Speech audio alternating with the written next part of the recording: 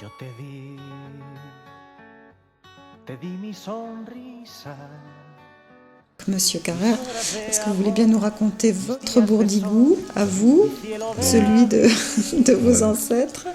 Ouais, moi, mon bourdigou, c'est... En gros, j'étais pas né, mais c'est en 1925 que mes parents, dont mon frère aîné, qui est né, André, ils ont commencé à être au baraque du bourdigou. C'est les premières constructions du bourdigou qu'il y a eu, à ma connaissance. Hein. Il y en a peut-être eu avant, mais je ne pense pas. Donc c'était vraiment des paillotes en saline. Et le bourdigou était venu qu'il pêchait à la traîne et il se déplaçait suivant la période où les poissons étaient plus abondants d'un côté ou de l'autre. Donc ils allaient soit du bourdigou, ils allaient sur l'embouchure de la Glie, soit vers le Gros Saint-Ange au Barcarès, soit ici à Canet, au Pont des Basses, soit jusqu'à Saint-Cyprien, qu'on appelait Altraillot. Tout ça, c'était que des pêcheurs, et donc du bourdigou se déplaçait de l'un à l'autre. Donc il y a eu certaines familles, 6 ou 7 familles, qui se sont groupées au bourdigou, des gens de Saint-Laurent en particulier. Il y a eu deux frères pêcheurs qui avaient une embarcation pour faire la traîne.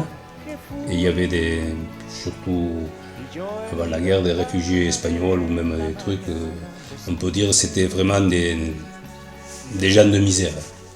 Mes parents aussi d'ailleurs, hein, tous les gens c'était de la misère. Hein. Et c'était vraiment un travail de galérien, donc ils tiraient la traîne sur le sable comme ça, sur le dos. Et le truc d'aller d'un traillou à un autre traillou, les endroits, ça s'appelait des trailloux. En français, j'en sais rien, en catalan. Bon. Donc quand ils se sont aperçus qu'ils étaient à peu près bien au bourdigou, ils ont commencé à monter des paillotes. Il y avait 2 frères, Henrique, Marcelin et Jean Motte, qui ont amené leur embarcation, qu'ils étaient patrons. Et donc ils ont rameuté des gens, hein, beaucoup d'Espagnols, comme mes parents. Donc, ils ont commencé à tirer la traîne, donc il y avait les baraques des 2 frères, de Marcelin et de Jean Motte, c'était en chaume. Il y avait un peu plus haut la baraque de Maurice que Marguerite a achetée après, elle y était, ça faisait 3. Il y en avait une de Mingo, un chasseur de Sainte-Marie, que c'est mes parents qui avaient bricolé la baraque, ça faisait 4. Galdric, ça faisait 5. Et nous, mes parents, ça faisait 6. Voilà. Au départ, moi j'ai connu ça. Après j'ai eu l'évolution, bien sûr, ça s'est construit tout. Donc ça s'est construit au fur et à mesure, parce que comme mon père les construisait, les paillotes, et il les vendait, hein, faut dire ce qui est, avec mes frères. Donc le groupement des paillotes s'est fait petit à petit en partant d'une base comme ça et en tournant plus ou moins, ça se ravenait. Voilà. Et après, vers les années, je dirais 52-55, il a commencé à venir des gens qui n'ont pas construit des baraques en chaume, qui ont alors changé le mode de construction. C'est des baraques en bois, en tôle, avec tout ce qu'ils avaient. Hein, voilà.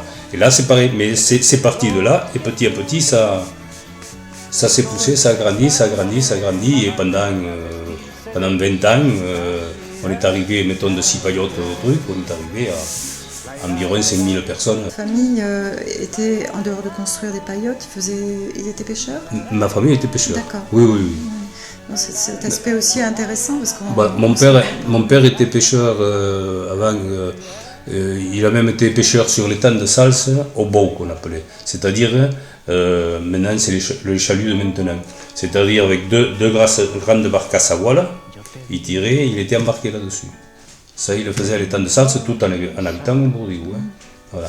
Donc on faisait, alors principalement au départ, mon frère aîné, 2 de mes frères, faisaient beaucoup de nasses pour pêcher les sèches et pour pêcher les rougets. la grande que vous voyez sur la photo où je suis, on appelait ça une rouge terre.